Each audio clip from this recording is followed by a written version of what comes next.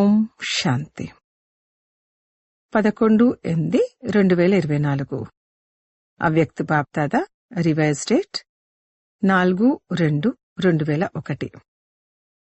సమయ ప్రమాణంగా స్వరాజ్యాధికారులుగా అయి సర్వ ఆత్మిక సాధనాలను తీవ్రగతితో కార్యంలో వినియోగించండి. ఈరోజు బాప్దాదా విశ్వంలోని నలువైపులా ఉన్న తమ స్వరాజ్యాధికారి పిల్లల యొక్క రాజ్యసభను చూస్తున్నారు.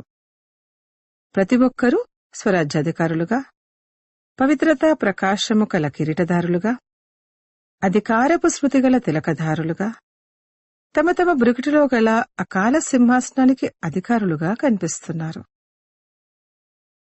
ఈ సమయంలో ఎంతగా స్వరాజ్య అధికారాన్ని అనుభవం చేస్తారో అంతగానే భవిష్యత్తులో విశ్వరాజ్యాధికారులుగా తప్పకుండా ఉంటారు.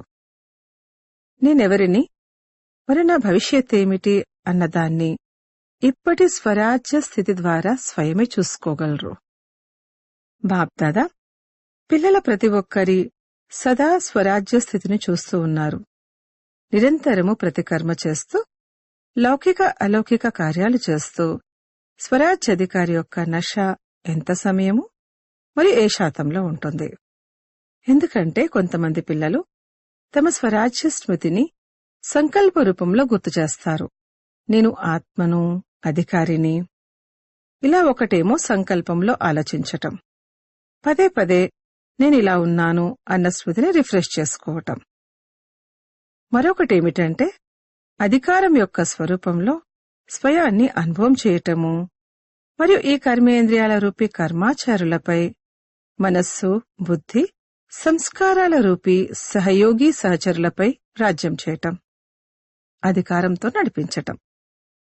బాప్దాదా శ్రీమతంపై నడిపిస్తున్నారు మరియు మీరందరూ శ్రీమతమనుసారంగా నడుస్తున్నారు అని అన్ని వేళలా పిల్లలైన మీరందరూ అనుభవీలే కదా. నడిపించేవారు నడిపిస్తున్నారు, నడిచేవారు నడుస్తున్నారు. అదేవిధంగా ఓ స్వరాజ్యాధికారి ఆత్మల్లారా, మీ స్వరాజ్యంలో మీ సర్వకర్మేంద్రియాలు అనగా కర్మాచారులు, మీ మనస్సు, బుద్ధి, సంస్కారాలనే సహయోగి సహచరులు అందరూ కూడా మీ ఆజ్ఞపై నడుస్తున్నారా? 1-2 కర్మేంద్రియాలు ఏమైనా కాస్త అల్లరైతే చేయటం లేదు కదా. మీ రాజ్యము లా అండ్ ఆర్డర్, నియమము నిబంధనలకు బదులుగా లవ్ అండ్ లా, ప్రేమ మరియు నియమంలో యథార్థ రీతిలో నడుస్తుందా? ఏమని భావిస్తున్నారు? నడుస్తుందా లేక ఏవైనా కాస్త పెడచెవిన పెడుతున్నాయా? నా చెయ్యి, నా సంస్కారము, నా బుద్ధి, నా మనసు అని అంటున్నప్పుడు మరి నాది అన్నదానిపైన నేను అనేవారి యొక్క అధికారముందా?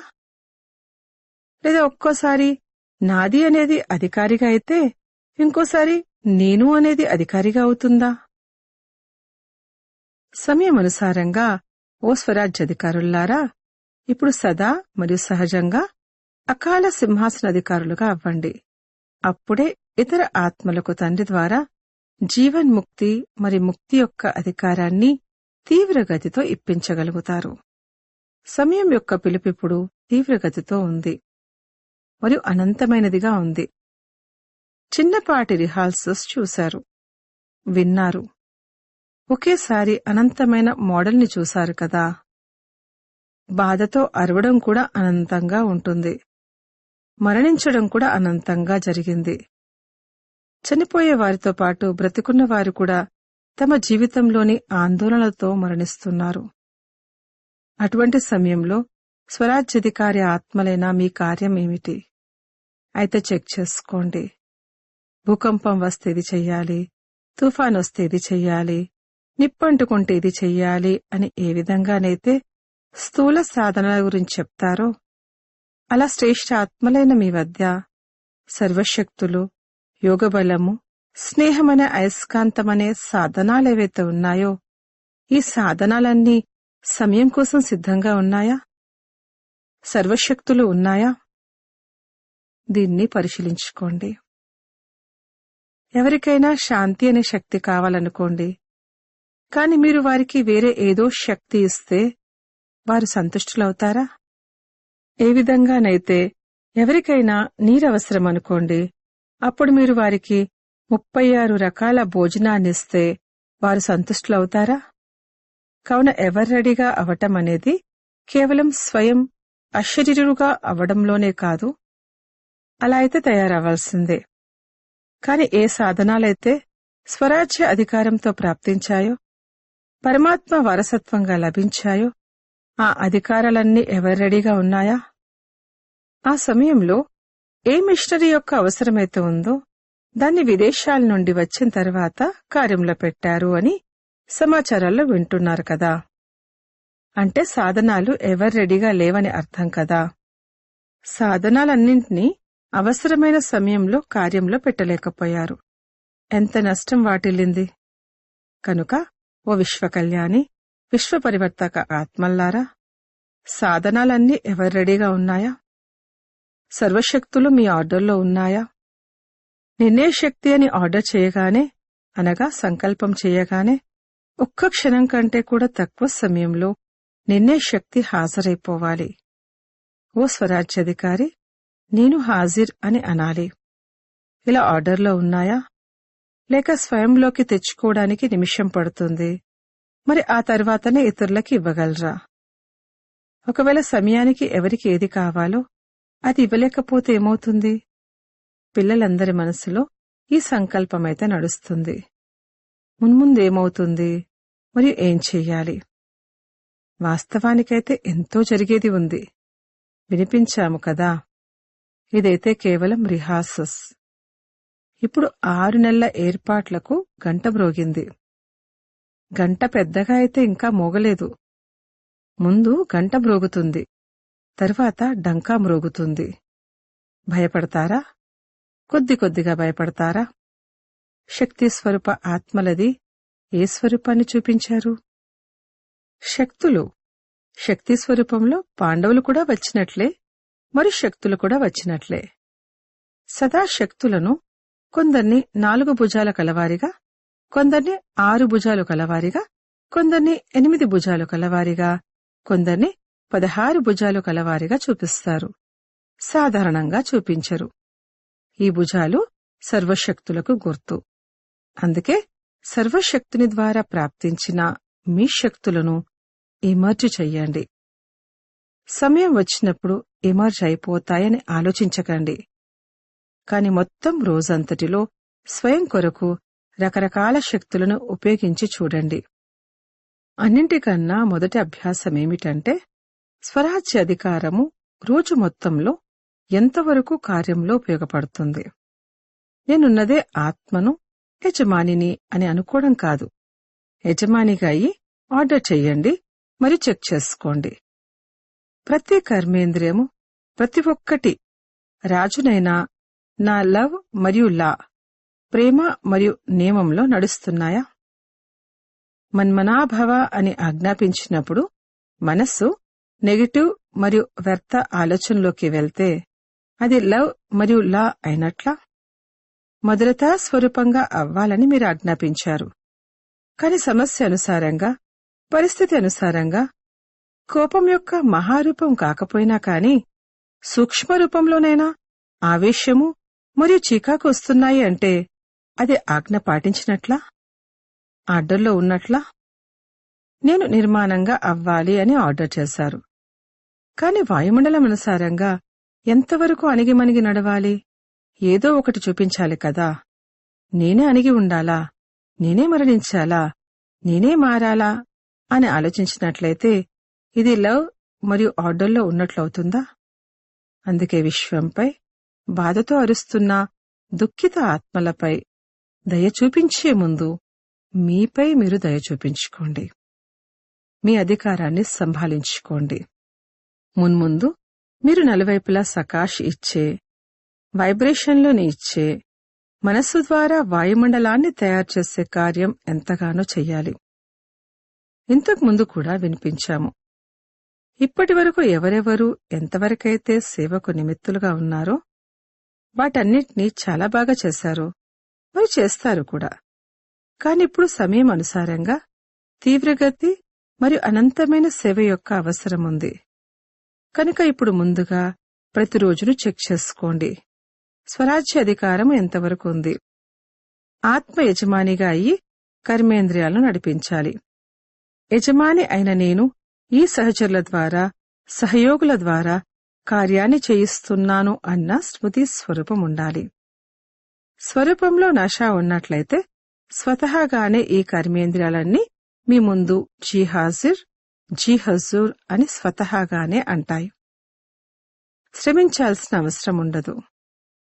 ఈరోజు వ్యర్థ సంకల్పాలను తొలగించడం, ఈరోజు సంస్కారాన్ని తొలగించడం, ఈరోజు నిర్ణయ శక్తిని ప్రత్యక్షం చేయటం, ఇలా కాకుండా ఒక్క వేటితో అన్ని కర్మేంద్రియాలు మరియు మనస్సు, బుద్ధి, సంస్కారాలు మీరు ఏది కోరుకుంటే అదే చేస్తాయి. ఇప్పుడు ఇలా అంటుంటారు కదా, బాబా కోరుకోవడమైతే ఇలా కోరుకుంటున్నాము, కానిప్పుడింకా అలా అంతగా అవ్వలేదు.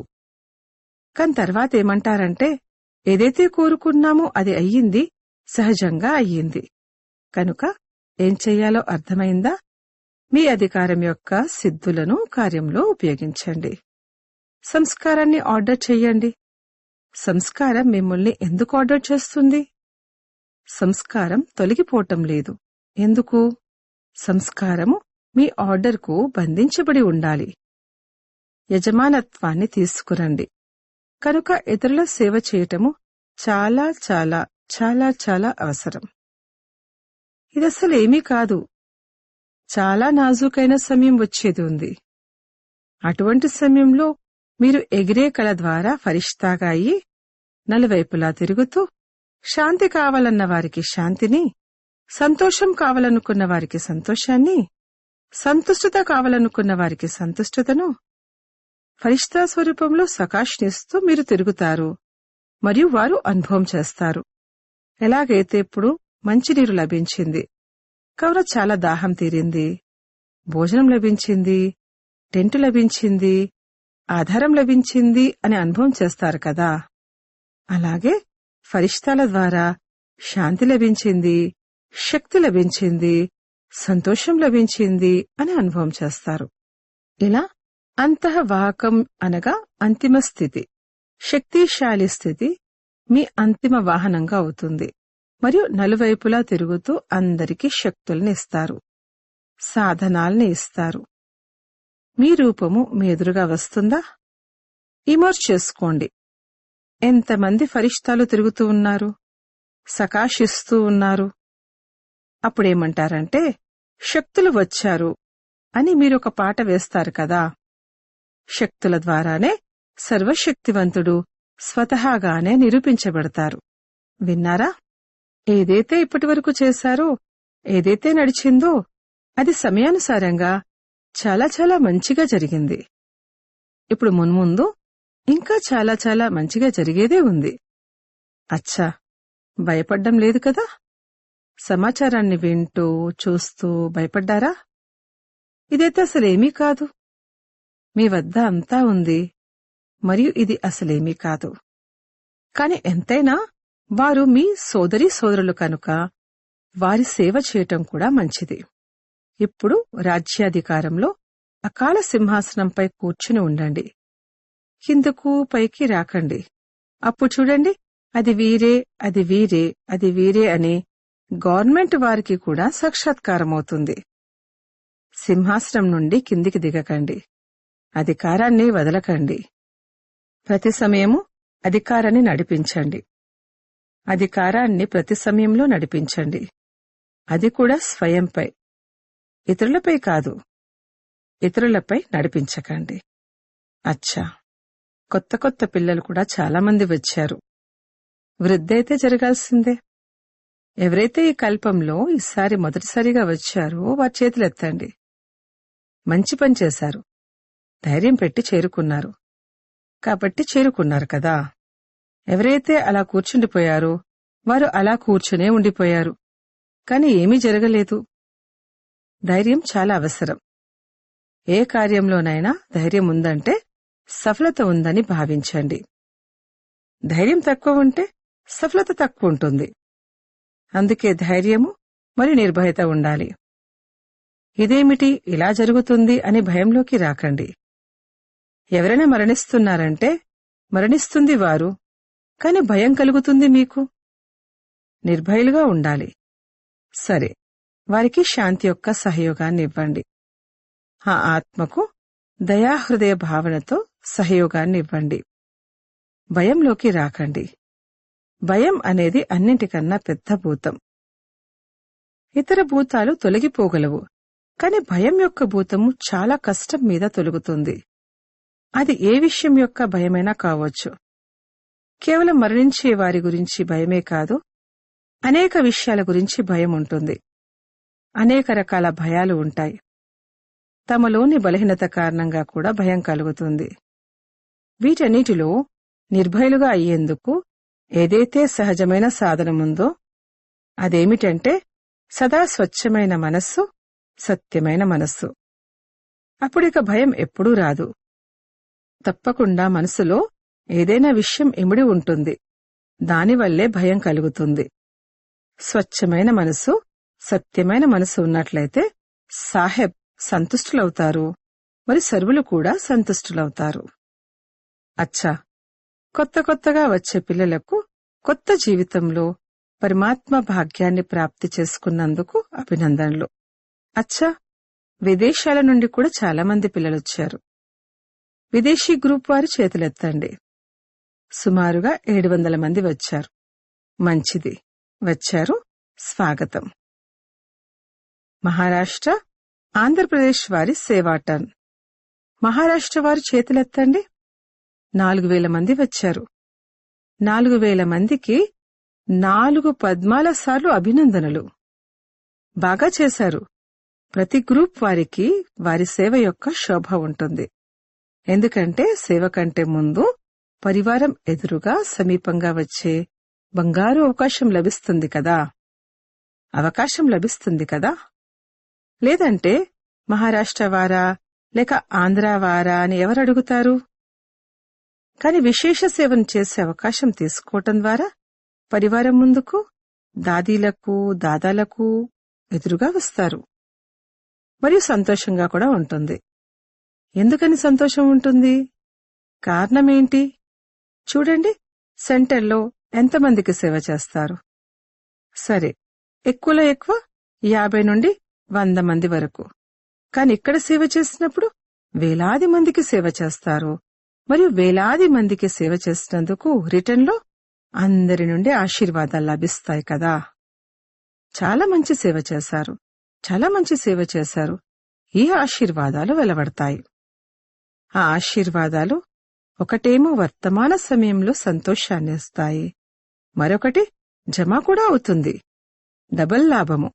అందుకే ఎవరైతే సేవ చేశారో ఆ సేవకు ప్రతిఫలంగా సంతోషం కూడా లభించింది, మరియు జమా ఖాతా కూడా జమ అయ్యింది. డబల్ లాభం కలిగింది కదా. ఇప్పుడు మెజారిటీ అన్ని జోన్ల వారు చాలా మంచిగా నేర్చుకున్నారు. అభ్యాసమైపోయింది. బాగా చేశారు. అభినందనలు. 100 మంది కుమారీల సమర్పణ జరిగింది. అచ్చా, ఆ 100 మంది కుమారీలు నిలబడండి. అందరూ చూడండి. ఎక్కడైతే టీవీ ఉందో అక్కడ చూపించండి. మంచిది. మామూలుగా అయితే సమర్పితమయ్యే ఉన్నారు. కాని సమర్పణ అనే పక్కా స్టాంప్ పడాలి. ఈ ఆల్మైటీ గవర్నమెంట్ యొక్క స్టాంప్ చెరిగిపోదు. పక్కానే కదా? పక్కా. చాలా చాలా చాలా పక్కా అని ఎవరైతే భావిస్తున్నారో వారు ఇలా చేతులొప్పండి. చాలా పక్కానా? ఇది మహారాష్ట్ర కావున ఏదైనా మహానత చూపిస్తారు కదా. చాలా మంచిది. బాప్ దాదా వైపు నుండి చాలా చాలా కోటానుకోట్ల సార్లు శుభాకాంక్షలు, అభినందనలు. అచ్చా, ఇప్పుడు ఒక్క క్షణంలో ఫరిష్తాలుగా అయి విశేషంగా ఎక్కడైతే భూకంపం జరిగిందో అక్కడ నలువైపులా ఫరిష్తాలుగా అయ్యి ఎగిరే కల ద్వారా అక్కడ శాంతి, శక్తి మరియు సంతుష్టత యొక్క సకాష్ను వ్యాపింపచేయండి. ఒక్క క్షణంలో చుట్టూ తిరిగిరండి. అందరికందరూ తిరిగిరండి.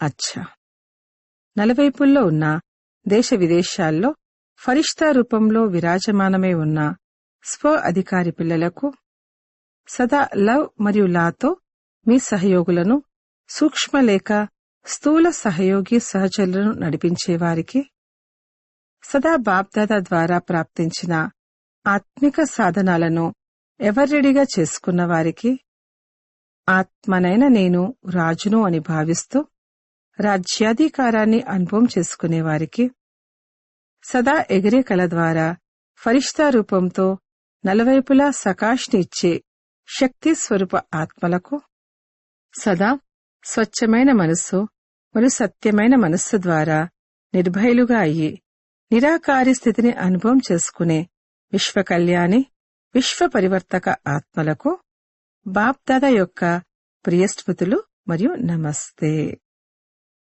దాదీలతో మీ అందరికీ సంతోషం కలుగుతుంది కదా.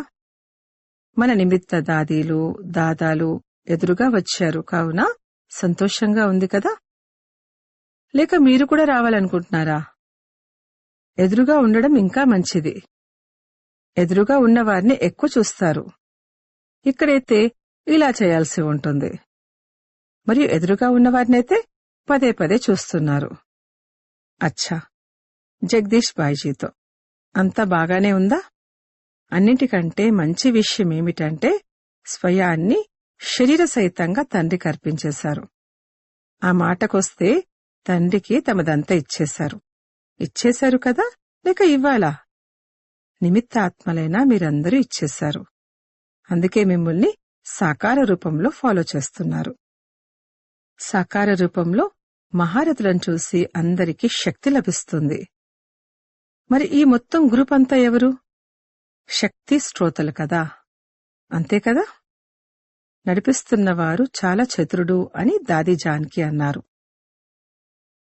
వారు చతురుడు కాకపోతే ఇంత వృద్ధి ఎలా జరుగుతుంది?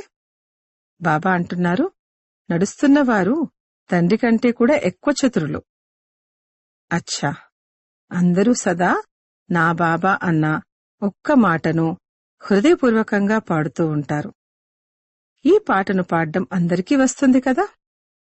నా బాబా, ఈ పాటను పాడ్డం వస్తుందా? సహజమే కదా. నా అని అన్నారు, మరి తమవారిగా చేసుకున్నారు. పిల్లలు తండ్రి కంటే కూడా తెలివైనవారు అని బాబా అంటున్నారు.